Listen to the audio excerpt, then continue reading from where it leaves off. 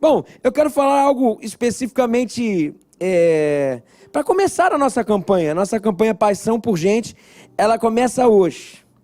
E eu queria mostrar a história de Jesus, que teve paixão por uma pessoa e que exemplifica exatamente o que é uma igreja apaixonada. É uma história muito bonita, demais, com várias nuances, mas com tanto valor que nos agrega para a nossa igreja. Se a gente tiver o perfil do que for falado no texto aqui, nós como igreja viveremos o que essa mulher em Samaria viveu, um grande avivamento. A história está lá em João capítulo 4. Abre a sua Bíblia, 4:7, João 4:7.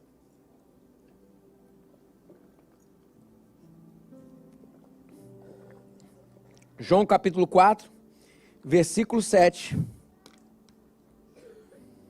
A gente vai ler um texto que é relativamente grande, mas conta a história de Jesus quando encontrou uma mulher, que era de Samaria. Nisso veio uma mulher samaritana tirar água, e disse-lhe Jesus: dê-me um pouco de água. Os seus discípulos tinham ido à cidade comprar comida. Então Jesus estava sozinho, né?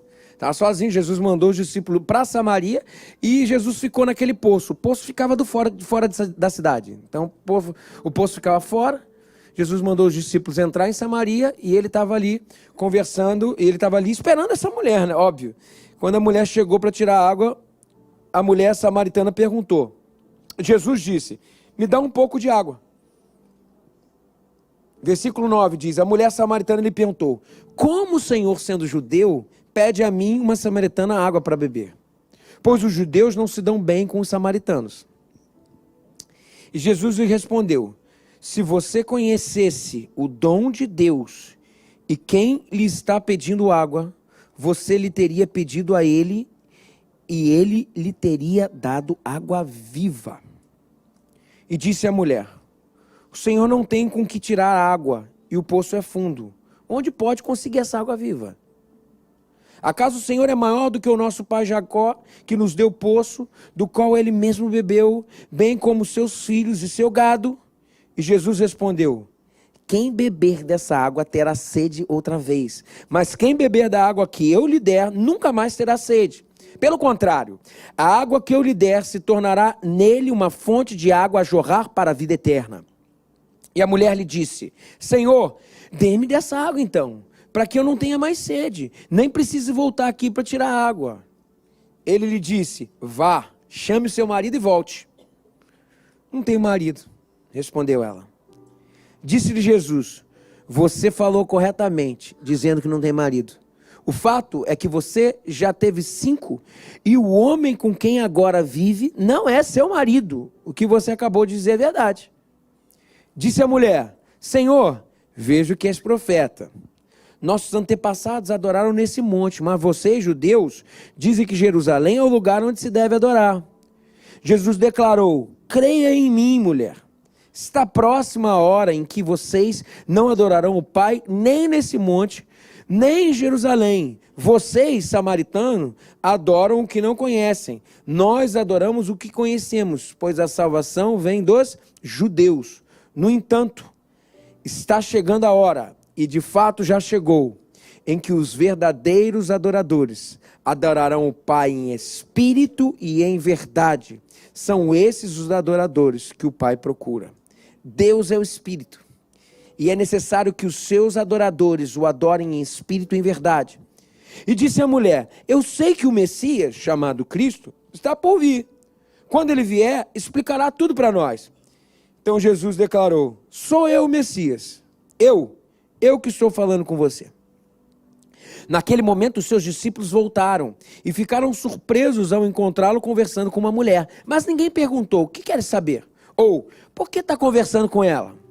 Então, deixando o seu cântaro, a mulher voltou à cidade e disse ao povo: venham ver um homem que me disse tudo o que eu tenho feito. Será que ele não é o Cristo? Então saíram da cidade e foram para onde ele estava. Versículo 41. E por causa da sua palavra, muitos outros creram. Por causa da palavra da mulher. Muitos outros creram. E disseram à mulher: agora cremos, não somente por causa do que você disse, pois nós mesmos o ouvimos e sabemos que este é realmente o Salvador do mundo. Deixa eu ligar esse ventilador aqui para não ficar com molho depois. Ih, tá desligado. Alguém me ajuda com isso aqui? Bota aqui atrás assim, ó. Alguém me ajuda aqui a ligar isso aqui? Obrigado. Bom, ver se tá...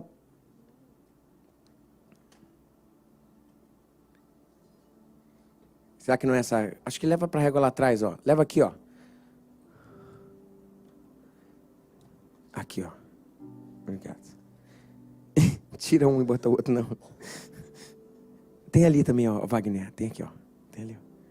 Pronto. Vamos, eu sei que o Wagner vai... Obrigado, tá, Wagner? Obrigado, meu querido. Deixa eu botar assim. Bom, a história aqui fala sobre Jesus que teve um encontro com uma mulher. E esse encontro com a mulher, nós vemos valores fundamentais de qualquer igreja. Qualquer igreja que se preze, vive... Tá bom, acho que tá legal. Tá legal. Vou botar esse um pouquinho para trás. Obrigado, Wagner. Wagner é um grande diácono. É mesmo. Serve a gente demais.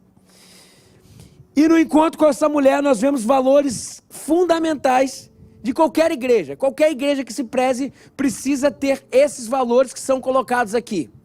A gente vê que Jesus estava no poço. Essa história é uma história extremamente inusitada. Jesus estava no poço e discípulos foram buscar comida para ele em Samaria. Ele mandou, parece de forma proposital. Mandou e ficou ele e a mulher. Gente, já começa aqui um negócio esquisito.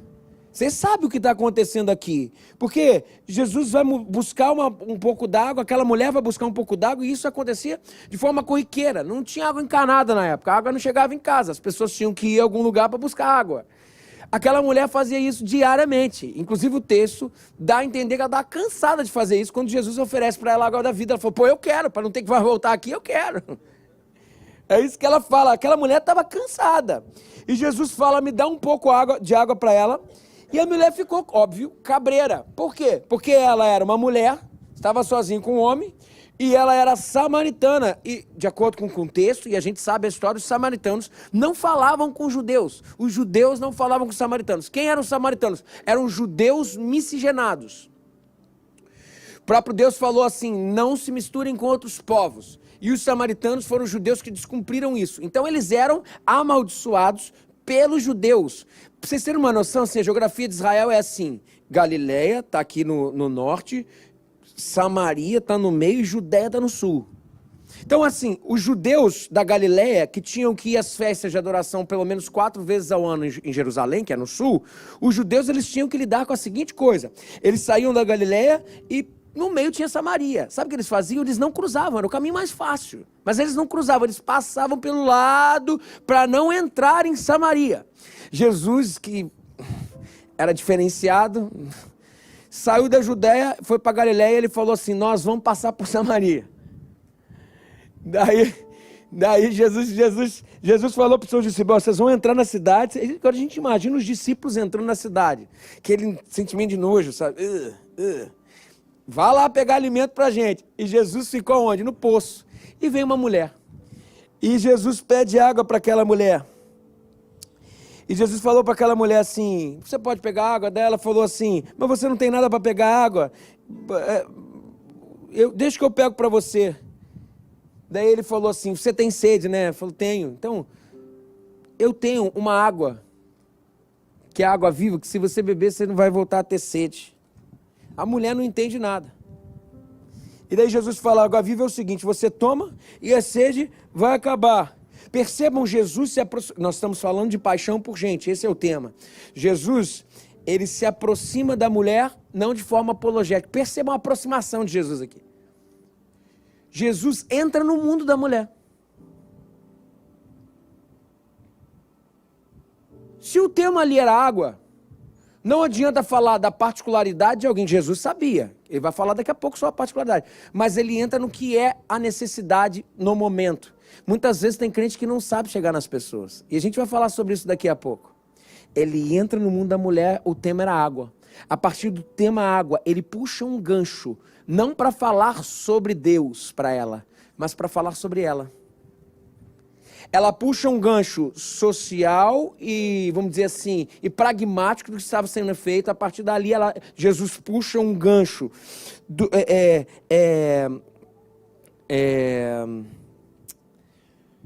Primeiro foi o gancho da água viva, né? Que é o gancho do que estava sendo feito ali. Depois, o próximo gancho que ele faz é o seguinte: olha, essa água que você tem aí, que você está fazendo, você vai tomar, mas voltar a ter sede. Eu vou te dar uma água viva. A partir daí que ele fala isso, ela falou, eu quero. Ele chamou a atenção dela. Depois de chamar a atenção dela, ele falou assim, tudo bem, mas aí ele muda. Tem uma quebra aqui. Ele ganha o coração dela. Quando ela fala, eu quero, ele tem uma quebra. Qual é a quebra? Ele fala assim, olha só. Então faz o seguinte, eu vou dar para você, mas você vai chamar teu marido. Aí ele entra nela. Mas sem o evangelho. Preste atenção nisso. Que é o que a gente vai fazer nesses próximos meses. Exatamente isso. Eu não tenho marido não, ele falou, disseste bem que você disse, você já teve 5, e esse que você está não é teu marido. Ou seja, não era só uma samaritana, era uma mulher que o homem não falava com mulher, e era uma mulher promíscua demais, era uma mulher assim, que tinha uma má fama, uma péssima fama. A mulher chega para ele e fala assim, vejo que és profeta. A mulher reconhece que existe algo de Deus da parte daquele homem que falava com ela. Daí ela naturalmente fala, opa, tem alguma coisa que clama dentro de mim. Ela tira para fora a coisa que clama dentro dela. Olha só, veja que esse profeta, você já é profeta, mas me diz um negócio. Qual é o lugar certo de adorar? É aqui no Monte Gerizim ou no monte lá em Jerusalém? Olha só que legal isso aqui, gente. Olha que legal isso aqui. As pessoas, elas estão vivendo coisas na vida, gente, e a gente nem imagina que, de fato, o que elas têm é sede por Deus. Que elas têm, de fato, todo mundo, diz o texto bíblico. Efésios capítulo 1, versículos 5 e 6, ele diz que nós fomos criados para a adoração do Senhor, com beneplácito da sua vontade. Ou seja, nós fomos criados com essa teleolidade, quer dizer, teleologia, com essa finalidade. E diz que dentro do coração do homem não existe paz sem que preenchamos o que tem a ver com Deus. E essa mulher coloca isso para fora, no fundo, todo mundo tem sede de Deus. E a mulher fala assim, uns dizem que é aquilo, aqui no Monte Gerizim, outros dizem que é no Monte Jerusalém. Onde que você adora? Me explica qual é o lugar certo, profeta. Quando o Messias voltar, ele vai explicar essa coisa para a gente. Aí Jesus fala, o Messias já chegou, prazer, Messias, sou eu. Ela olhou aquilo e falou, ó. Diz o texto bíblico que ela largou o cântaro, ela voltou para a cidade e ela começa a falar para todo mundo, eu encontrei o Messias. Eu encontrei o Messias. Ele olhou para mim, não me julgando pelo meu passado, mas ele me ofereceu água viva. Perceba, Jesus não atacou o passado. Olha isso. Gente, tem tanta coisa aqui. Ele não me julgou pelo meu passado, mas ele me amou sobretudo. E eu me senti acolhida, eu me senti amada. Diz a Bíblia que o povo da cidade de Samaria começou a se converter um atrás do outro. Começou a ser ganho para Jesus através daquela nova convertida. Todo mundo falou, pô, eu conheço essa mulher, eu conheço aí, meu irmão, não tinha vida assim, olha como é que ela está agora, o brilho voltou nos olhos. E eles disseram, quem que é esse aí? Ela falou, vem ver comigo, e conheceram Jesus. E daí todo mundo falou para ele assim, Jesus, você fica mais um pouquinho? E aconteceu que Jesus ficou mais 3 dias em Samaria, cuidando do povo. E aquele povo viveu um grande avivamento. A pergunta aqui é, o que Jesus nos ensina através dessa relação de conectar com pessoas do que é ser uma igreja vitoriosa? Quais são os valores de uma igreja vitoriosa? E a primeira coisa que eu quero destacar, eu queria muito que você prestasse atenção nisso aqui, é que um crente sem paixão por vidas não é um crente maduro espiritualmente. Vou repetir. Um crente sem paixão por vidas não é um crente maduro espiritualmente. Um crente maduro exala pessoas, paixão por elas. Jesus teve um encontro casual com essa mulher, ele podia simplesmente esperar os discípulos voltarem e seguir em diante. Mas Jesus transforma esse encontro casual num projeto de ganhar aquela pessoa para Jesus. Ele olhou para o olho daquela mulher e viu a dor que aquela mulher estava no peito, ele parou tudo que estava fazendo e ele a amou. Pessoal, as pessoas que estão ao nosso redor estão dizendo muitas coisas, com a forma como elas estão falando, sorrindo ou deixando de sorrir, elas estão pedindo por ajuda. Se não tivermos paixão, apenas pediremos um copo d'água para as pessoas, usaremos elas para que a gente seja saciado e a dispensaremos, mas nunca daremos para ela em troca a vida. Paixão por gente não vem por acaso, eu não acordo num dia e falo assim, nossa, agora estou apaixonado por povo. Não. Paixão por gente segue duas coisas prioritariamente. Duas coisas são necessárias. Primeiro, paixão por gente vem quando a gente sabe que elas não são apenas o que apresentam. As pessoas têm alma sedenta. Elas não são apenas o que elas apresentam ser, o que a casca está botando para fora. Elas têm almas por dentro delas que clamam pelo Senhor. Às vezes tem gente que xinga crente, que chama pastor de ladrão, chama igreja de manicômio, fala um monte de besteira, e você fala assim, ah, meu irmão, esse aí não tem jeito de jeito nenhum, isso aí, meu irmão, nem se Gabriel e Miguel junto vierem aqui, anjos beiçudos, purpurinados, falarem, eis que te digo, vem para... Ele não aceita. Isso é mentira. Isso é mentira, pessoal. Esse povo tem uma casca do lado de fora, mas isso é o coração deles falando, por favor, me apresentem Deus. Me apresentem uma resposta. Por dentro, às vezes, a maioria das vezes, elas estão lidando com grandes conflitos e elas precisam de amor, porque Deus é amor. É para desarmar.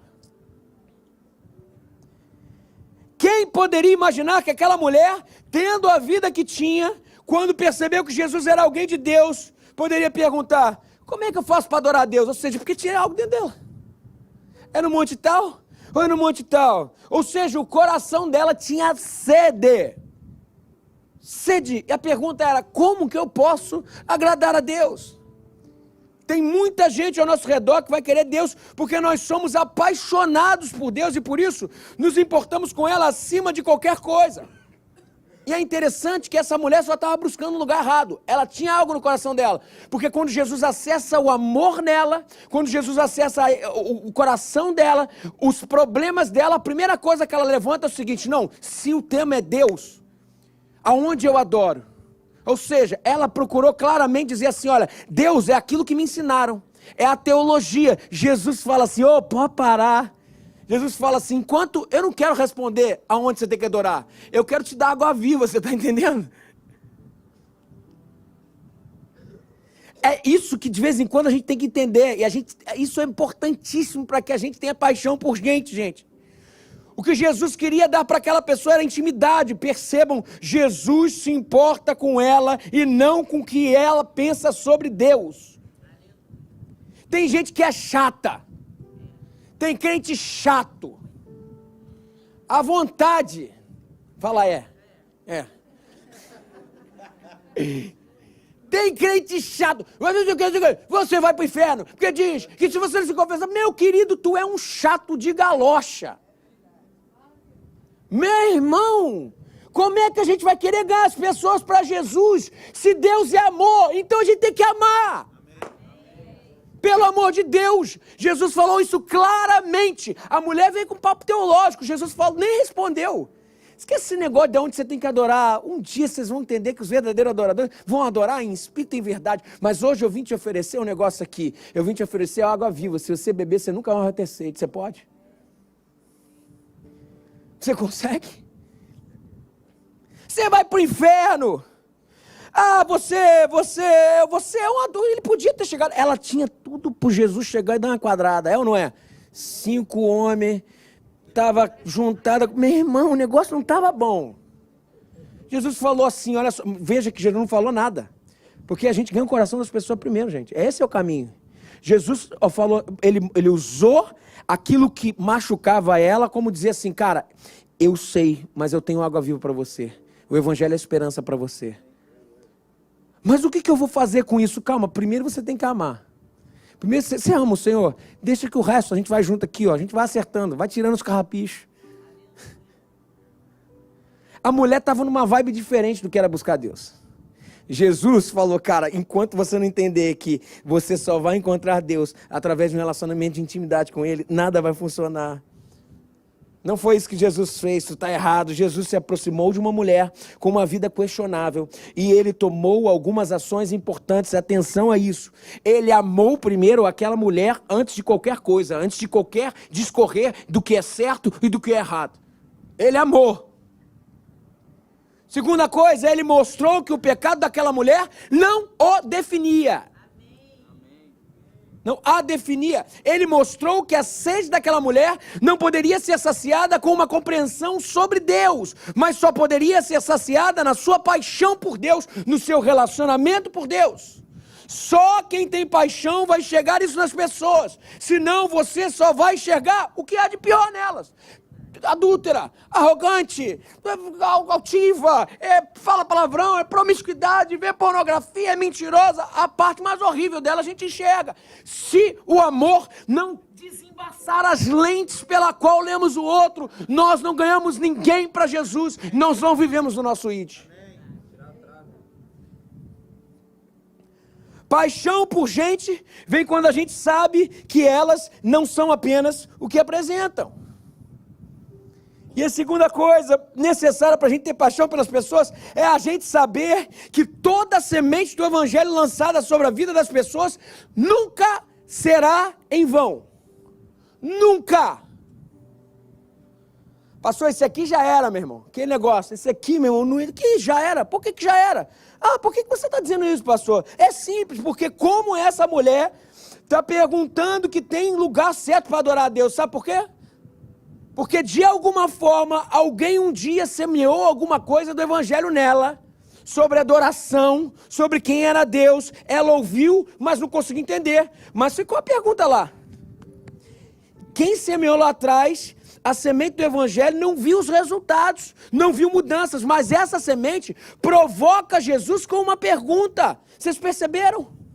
Pessoal, a paixão ela vai acontecendo. Não existe uma fórmula. Alguém semeia e uma hora essa semente vai ser colhida.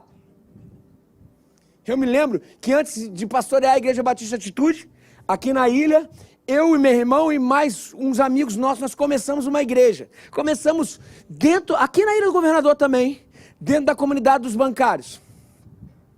E, gente, era assim, meu irmão, era lá dentro da comunidade. E era um lugarzinho desse tamanhozinho assim, ó. Pensa assim, ó, um lugarzinho, sem brincadeira, era isso aqui, assim, ó.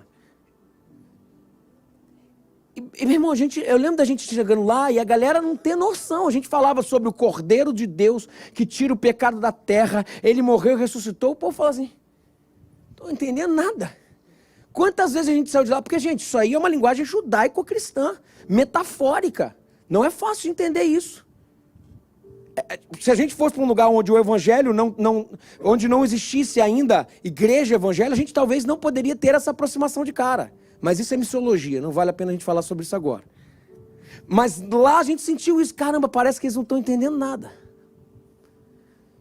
E um dia uma pessoa teve um sonho e falou assim, a gente pedindo uma estratégia para Deus, a pessoa teve um sonho e falou assim para a gente, olha, eu sonhei que Deus vinha até vocês e Ele falava para vocês fazerem só uma coisa, só dar amor para esse povo.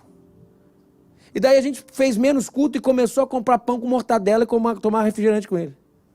Foi exatamente isso que a gente fez.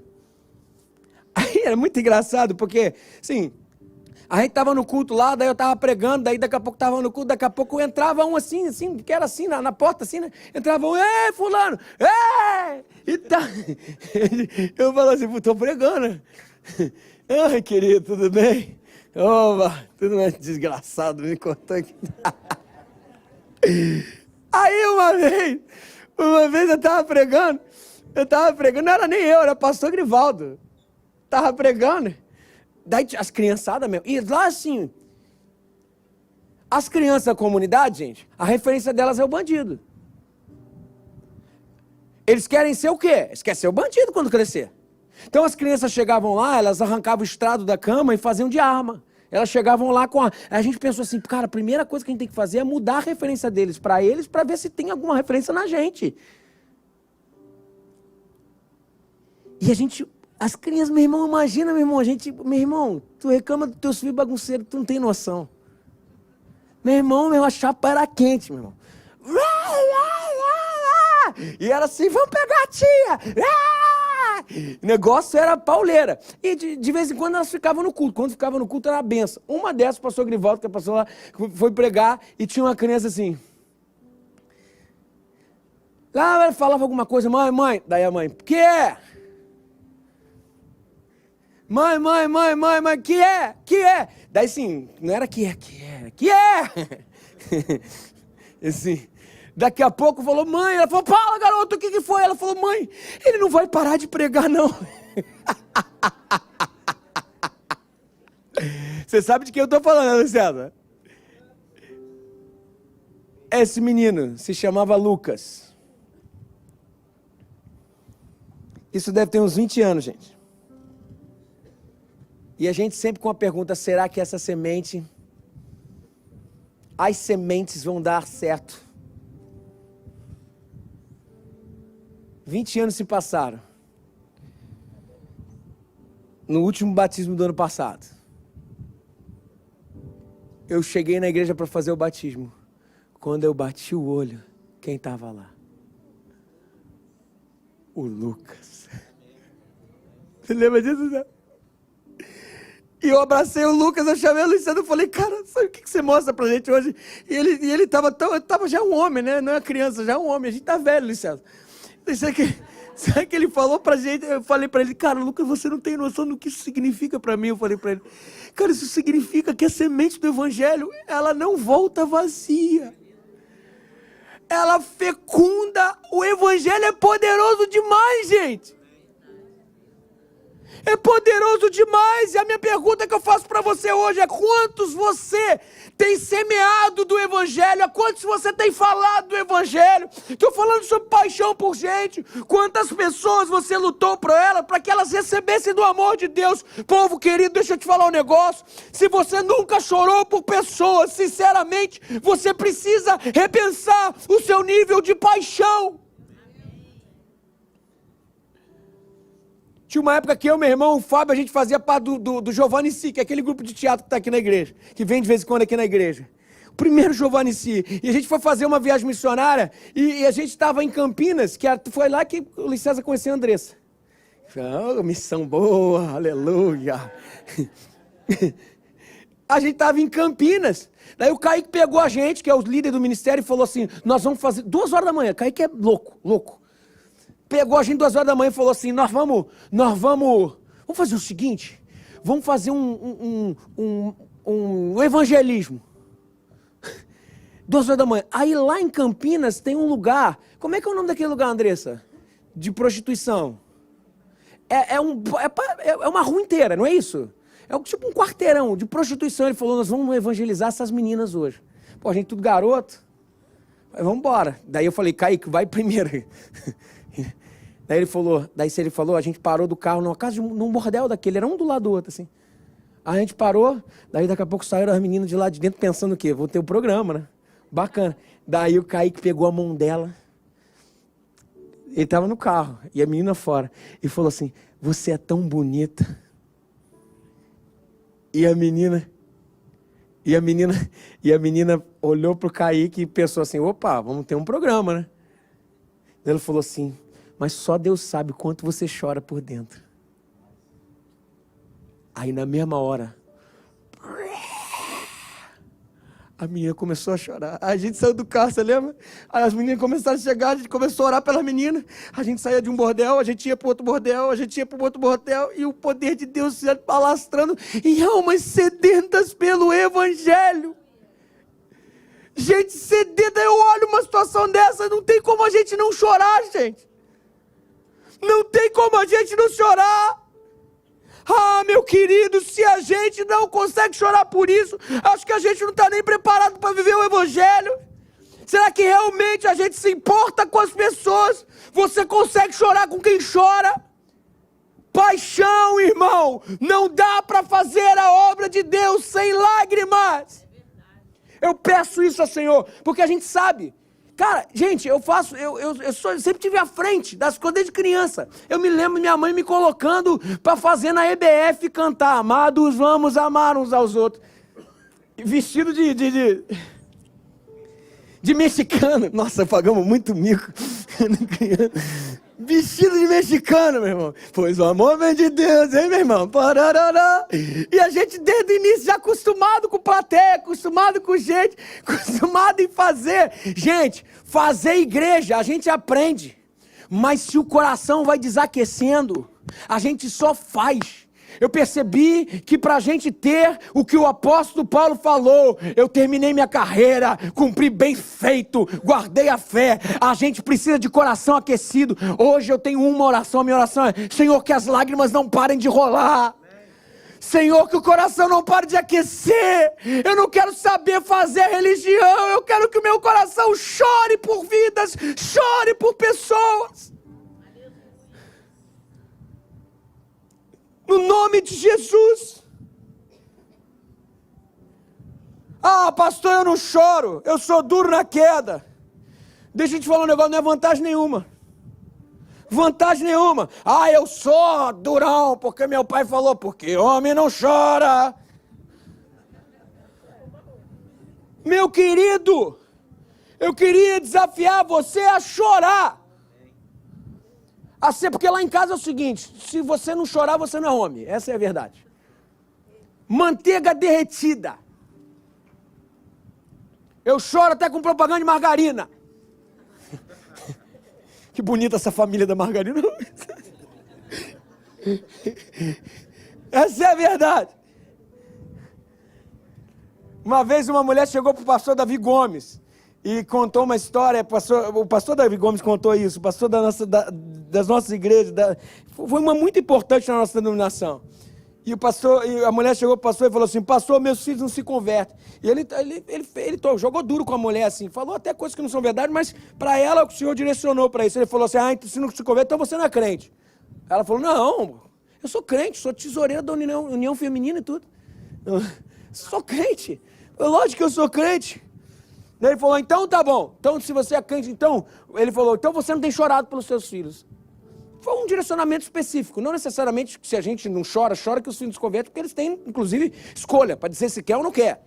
Entendeu? Não precisa se criticar por isso, mas isso fez aquela mulher pensar. E aquela mulher foi para casa e ela começou a acordar de madrugada e orar e chorar pela conversão dos seus filhos, orar e chorar pela conversão dos seus filhos. E daí o filho, em um dos dias, no dia seguinte, ele falou assim: mãe, os 3 filhos estavam juntos e falou assim: mãe, nós queremos falar com a senhora. Pode falar. Ela falou assim: nós queremos aceitar Jesus hoje. Daí a mãe falou assim: bom, mas como assim? Até ontem vocês só queriam saber de esbórnia, vocês só queriam saber do mundo. O que aconteceu? Ele falou: mãe, é que ontem eu acordei para beber água, e quando eu acordei, a frecha do teu quarto estava aberta, você estava ajoelhado na sua cama, e você estava orando: Senhor, salva os meus filhos, salva os meus filhos. Eu não criei filhos para ir para o inferno, e chorava. Salva os meus filhos, eu não criei filhos para ir para o inferno, eu não criei filhos para povoar o inferno, eu criei filhos para povoar o céu. Aí sabe o que eu fiz, mãe? Eu voltei no quarto dos meus irmãos, acordei eles, nós ficamos olhando você orar e chorar pela gente. Daí sabe o que a gente fez? Nós fomos todo mundo para a cozinha e nós falamos assim: olha, a gente precisa fazer alguma coisa, a nossa mãe ama a gente mais do que a gente mesmo, a gente está se criticando, indo para o inferno, fazendo um monte de besteira, e a nossa mãe está orando. Daí sabe o que eles fizeram? Se ajoelharam na cozinha e dedicaram a vida deles ao Senhor, dizendo: Senhor, nós entregamos a nossa vida a Ti, nós queremos ser igual a nossa mãe. Percebam, gente, se a gente não tem paixão por pessoas, se a gente não chora por vidas, tem alguma coisa errada. Nós não somos um crente maduro. E em segundo lugar, o segundo valor para sermos uma igreja vitoriosa é que nós não queremos perder ninguém. Jesus estava conversando com uma mulher, já estava errado. Uma samaritana, judeu não conversar com samaritana, uma mulher de fama duvidosa, que nem era aceita em Samaria. Por quê? Sabe por quê? Porque Jesus não queria perder ninguém. Jesus disse: deixa eu te falar algo. Não me importa, mulher, quantos homens você se deitou, como foi sua vida pregressa, não me importa o que você tenha feito de errado, eu acredito em você, e se você receber da minha água da viva, eu lavo você, e você vai viver uma nova vida. É simples assim. Por isso que nessa igreja, um princípio importante e prioritário que nós temos é: nós não vamos desistir de ninguém. Aí você fala assim, mas pastor, até dos malas. Meu irmão, que tem umas malas sem alça absurda, não tem? Daí tem gente que faz até estratégia. Líder de célula, estratégia errada. Multiplicação, manda os malas na multiplicação. Não tá certo. Essa estratégia não é de Deus, não. Você tá botando coisa ruim pro cara que tá multiplicando. Não faça isso. Mas a gente ama até os malas. Nós não queremos perder ninguém. Tem gente aqui que tem um comportamento, sabe, não adequado. Tem umas coisas maltratadas dentro da gente. Tem gente aqui que vai na célula, come tudo e não leva nada. Ai. Come tudo e não leva nada. Sabe aqueles caras que sentam na mesa assim? Daí tem a mistura lá e tem depois arroz, feijão. Isso aqui ele pega os 5 bifes assim, e só deixa arroz e feijão pros outros. Talvez o cara é mal amado, tem um complexo dentro dele de pão duríssimo, não teve um pai para dizer só um. Divide. Minha mãe faz comigo isso até hoje. Divide. Só um. Daí sabe o que vai acontecendo? A gente vai marginalizando esse povo. A gente vai deixando esse povo de lado, falando, esses são chatinhos. Ei, meu querido, deixa eu te falar uma coisa. Nós temos que olhar para as pessoas, além dos seus comportamentos e atitudes. Nós temos que olhar para as pessoas como o coração de Deus nos manda olhar. O apóstolo Paulo já disse, 2 Coríntios, capítulo 5, versículo 16. A ninguém olhais segundo a carne, mas segundo o Espírito. O que Paulo está falando? Não olha pela casca que você está vendo. Você tem que olhar aqui dentro. Existe alguém que é amado por Deus, que pode ser redimido, restaurado pelo poder do Evangelho. Nós não desistimos de ninguém. Nós acreditamos no poder do Evangelho para a transformação das pessoas. Nós acreditamos no que Deus pode fazer. Nós olhamos as pessoas como Deus a vê. Nós não desistimos de ninguém. Em terceiro lugar, para uma igreja vitoriosa, Jesus nos ensina algo aqui com esse texto, que a célula é o nosso estilo de vida. Mas peraí, o texto está falando de célula? Peraí, deixa eu te explicar. Jesus fica com o povo de Samaria durante 3 dias. E bem depois eles foram embora. E como que aquela igreja se organizou depois? É óbvio, não tinha igreja ali, gente. Sabe o que aconteceu? Elas se estabeleceram nas casas, nos relacionamentos, nas praças. Um falando para o outro que Deus falou no seu coração, um orando pelo outro, um ministrando ao outro. Deixa eu falar um negócio. A pergunta que eu te faço, o que é célula? Célula é um lugar onde pessoas vão para ter relacionamentos em torno de Cristo.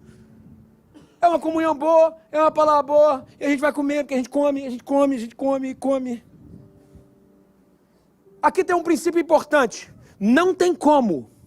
Todo ser humano procura uma célula para pertencer. Quer ver? Presta atenção nisso. Tem gente que vai para o barzinho sábado de manhã e fica lá a manhã inteira. Come ovo rosa. Torremo de ontem.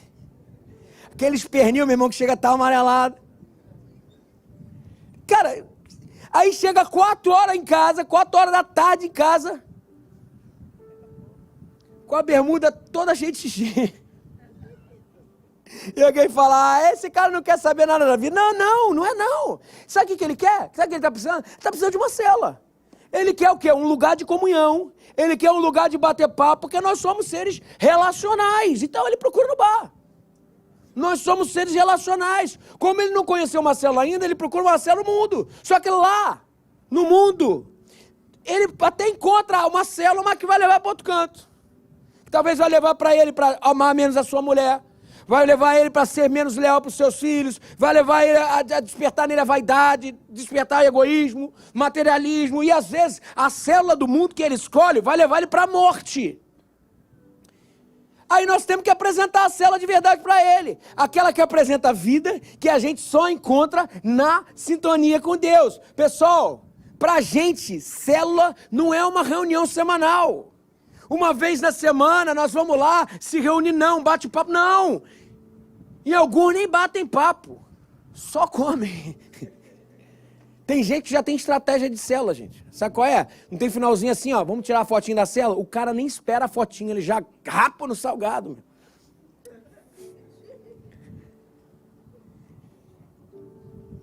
Aí eu vou sair, célula estilo de vida. Porque, gente, olha só, o ser humano pertence a algum grupo, isso é normal, é da fenomenologia humana. É nesse sentido que eu falo, cara, se a igreja não entra nesse grupo e aponta a Cristo, ele vai encontrar isso no boteco. Na pracinha jogando dominó, isso é por velhinho. Se você joga dominó, você já está com a idade avançada. Entendeu? Botafoguense. É. Aqui, atenção. O cara vai fazer uma compra. Célula é estilo de vida. O cara vai fazer compra. O cara liga pro fulano, tem que comprar umas batatas ali. Vamos comigo comprar umas batatas? Vamos embora. Aqui, ó, resenha, bate papo. Isso é célula, gente. Aí tem um casamento que tá com um problema. O casal que tá com problema. Os homens falam assim, a gente precisa fazer alguma coisa para ajudar o nosso amigo. Aí marca um churrasco. Aí marca aquele churrasco assim. Daí aqui, ó, já começa quebrando o cara o quê? Picanha. 5 peças de picanha. Depois da 5ª peça de picanha, meu irmão, tá tudo bem. Daí tu vai quebrar o papo com o cara. Vai chegar lá no cara e falar, fulano. Daí não começa de cara, que nem Jesus fez. Fala da vitória do Fluminense. 7-0, tu viu? Cano, 4 gols do Cano, hat-trick, caraca, impressionante. Incrível. Quebrou o clima, né? Porque assim, vitória. É vitória. Daí depois daquele negócio da vitória, assim, daí tu fala assim, cara, a gente tem percebido que o casamento de vocês está passando por um momento difícil, né? Deixa eu falar um negócio pra você. A gente ama muito você. Nós marcamos isso aqui, a gente precisa bater esse papo.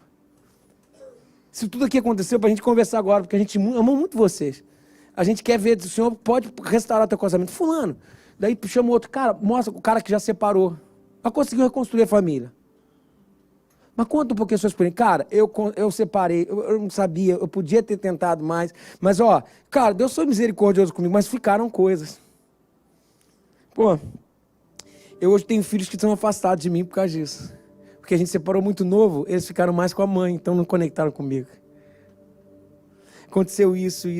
Hoje eu tenho dificuldade, filhos que têm psicólogo. Eu mesmo, cara, parece que minha autoestima foi lá pra baixo. E tal, e pá. Cara, vamos tentar. Eu quero estar aqui te ajudar. Sabe qual é o nome disso? O nome disso é célula. Um cuidando do outro. E a igreja vai se estabelecendo. Deixa eu falar um negócio para você. Importante aqui, gente. Até vou ficar de joelho para falar para vocês. Quem não faz parte de célula aqui? Quem não faz parte desse relacionamento? No nome de Jesus, faça parte. Nós somos uma igreja em célula. A gente se cuida através de relacionamentos pessoais. Isso aqui a gente não consegue enxergar ninguém. Eu só olho para o escuro. Eu prego para o escuro todo domingo. Quando sai daqui, eu falo com alguns, eu fico nem louco ali, puxando um, não vai embora. Vem cá, deixa eu falar, eu quero te abraçar, vem cá. E todo mundo fugindo de mim, porque eu tô suado.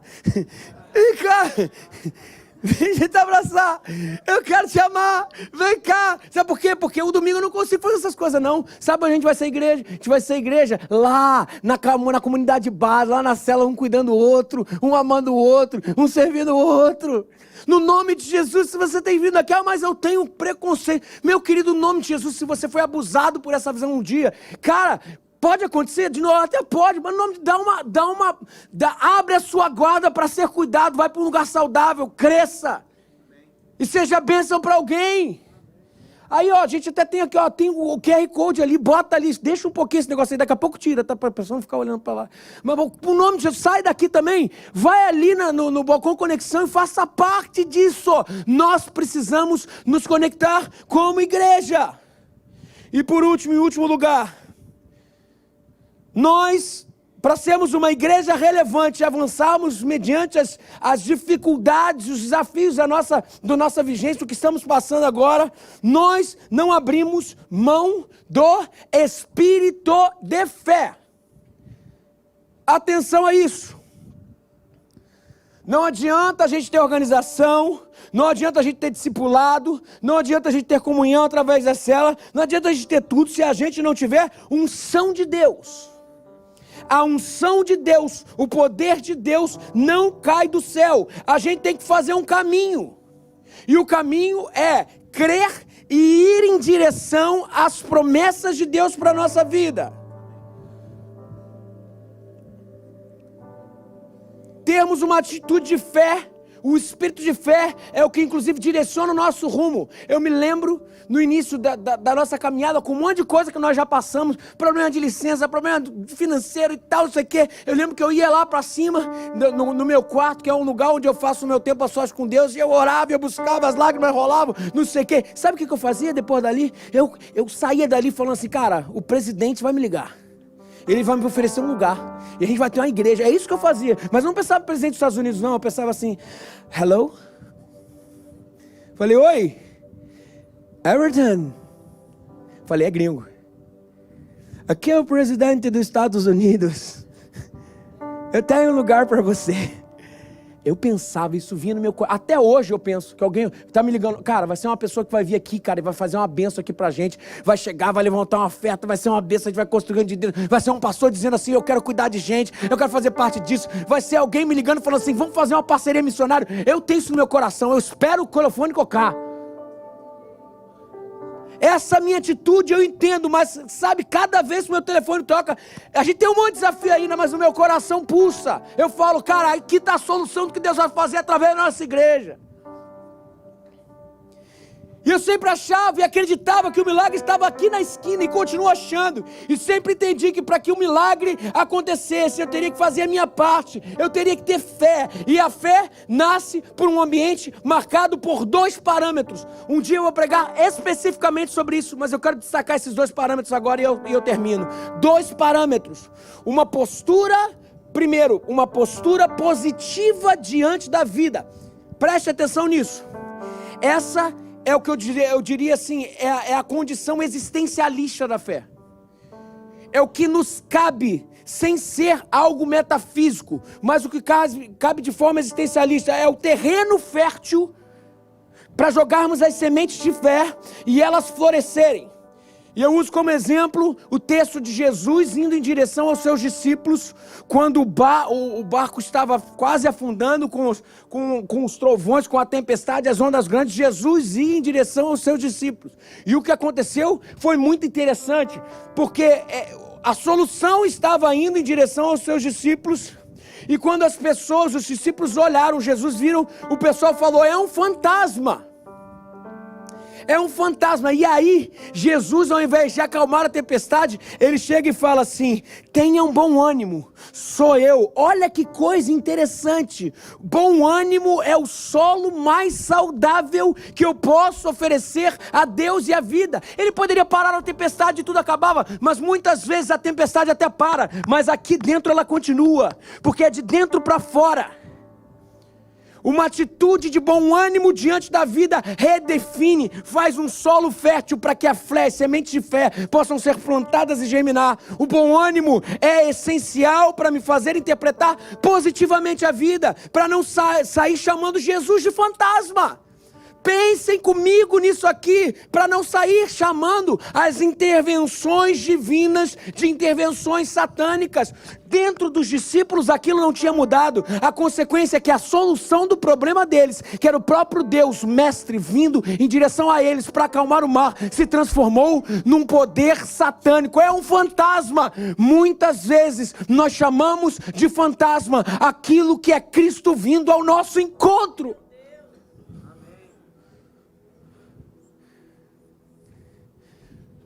Porque aqui dentro não existe terreno fértil para a fé. As sementes de fé, elas crescem adoecidas. E a gente, em vez de chamar o que é a resposta de Deus, nós chamamos isso é um fantasma, veio para me destruir. Mas Deus te fala hoje no nome de Jesus, mude o seu terreno para que as sementes de fé possam crescer. Bom ânimo é o único solo sobre o qual a fé pode desenvolver. Bom ânimo é a dimensão psicológica da fé. Plantada no chão do bom ânimo, a minha fé anda por sobre as águas. No nome de Jesus, faça a sua parte em viver fé. Tenha uma postura positiva diante da vida. E a segunda coisa que a gente tem que entender sobre fé, para a gente ter a fé ganhando vida na gente, é que a fé nasce num ambiente de amor. Atenção a isso.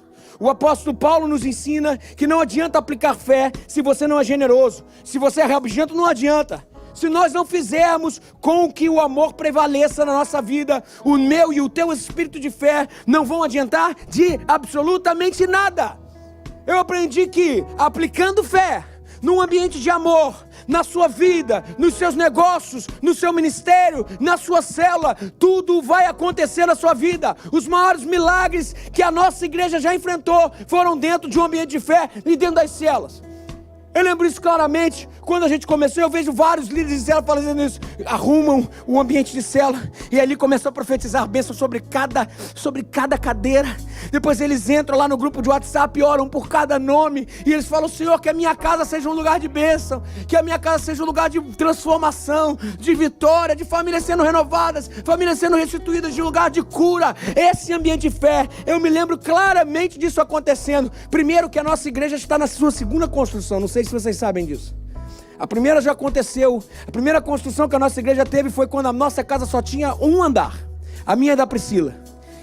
E a gente fala, nem sabia de igreja, de nada, mas Deus colocou no coração da Priscila o seguinte: nós vamos construir um terraço. Meu irmão, ali que eu ganhei trauma de obra. Meu irmão, cara, subiu aquele negócio, você fez aquele negócio praticamente sozinho, botou. Mal a gente sabia que aquele terraço seria a inauguração disso aqui que nós estamos vivendo hoje. Olha que coisa incrível. E sabe o que a gente fazia? A gente subia até hoje. A gente faz isso, mas hoje não temos mais célula. A gente subia, a gente orava para aquele lugar e falava: Senhor, traga pessoas para cá, pessoas para ser transformadas pelo poder do Evangelho, famílias que sejam destruídas, mas que sejam refeitas pelo poder do Evangelho. E a gente orava, a gente aplicava fé.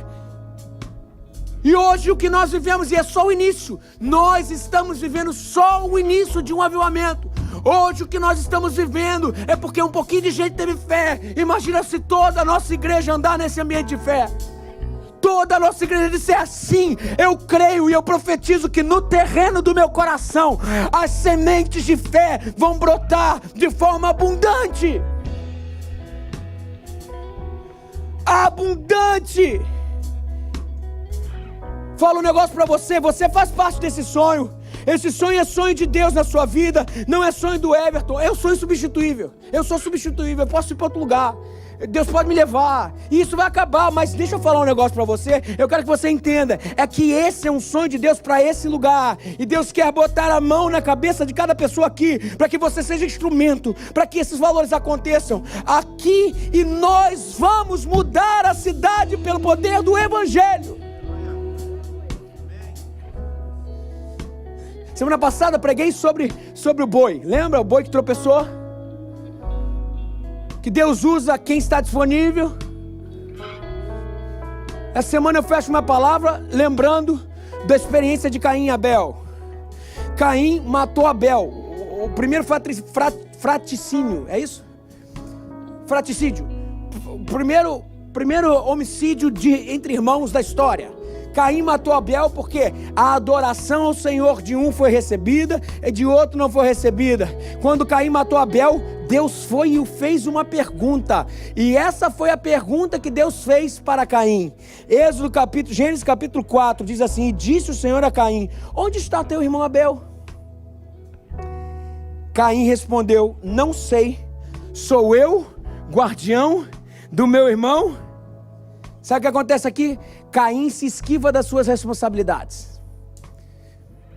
Se esquiva das suas responsabilidades. Quantos de nós estamos aqui hoje recebendo a mesma pergunta de Deus? Onde está o seu irmão? Onde está o que eu coloquei nas suas mãos para fazer? Onde está o que eu fiz para você fazer e eu sonhei com você? E sabe quantos Caíns estão aqui muitas vezes respondendo: sou eu o guardião daquele outro lá? Sou eu o guardião do meu irmão? E Deus me pergunta hoje, te pergunta hoje, essa é a hora, está na hora de respondermos às perguntas confrontadoras que Deus nos fez, sem nos esquivarmos das nossas respostas e da nossa responsabilidade.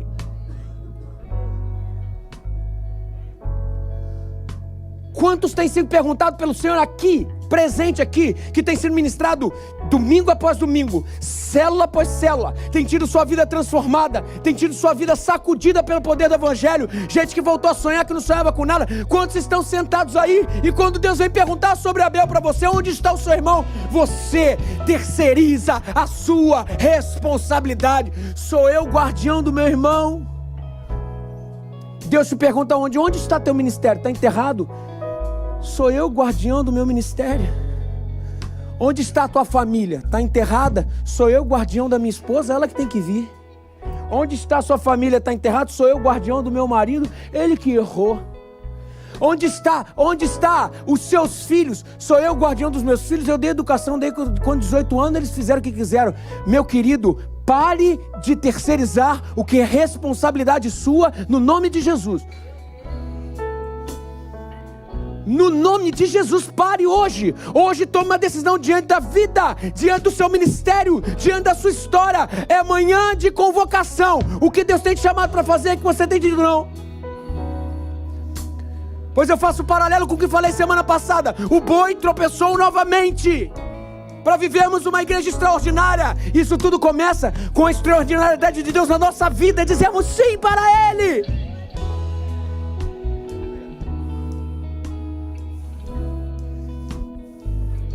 Queria pedir para que você que começa aqui hoje uma história, e talvez que você hoje quer dizer sim para uma vida extraordinária com Deus, que você hoje quer começar uma vida nova com Deus, que Deus te trouxe aqui e sacudiu hoje você. Se esse é o seu caso hoje, diga sim para Deus hoje.